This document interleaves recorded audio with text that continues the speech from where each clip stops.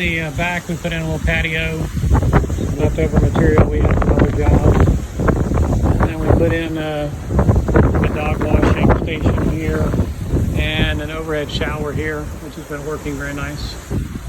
There, we've also done some repairs up in here and here. We also have some solar lighting there, which only come on whenever you walk by. Alright, let's see what else. They're getting ready to put another patio over here, hopefully today. We'll be done with this. We've also beefed up the columns since they carry so much. They have some little issues on the bottom that the home inspector found, so we're just beefing those up. And then we put toe kicks in here with additional lighting. There's lighting on the other side. I'll walk around. Let's see. Lighting here. You can see there's 4 lights. They're motion sensor, and they won't affect the turtles because they're facing the other way. But you can see all of the toe kicks that we put in, which makes the whole thing more strong. We also put some heat. That's what we did there. Here we just did some drainage issues. We were having some drainage problems here, and we reactivated this plug. It's now working. It wasn't before.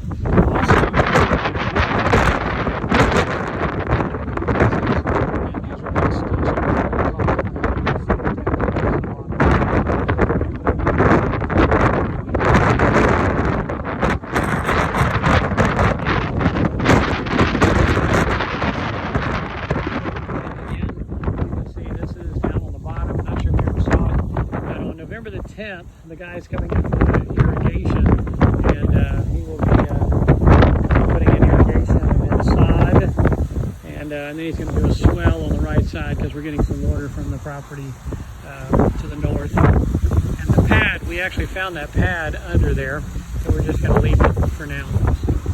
And we also changed out the meter box, which is way down there. That was the original start of this because we couldn't find the meter box, but we changed the meter box out there. We changed another meter box out right there, and there's some plumbing underneath that, so they're all underground now.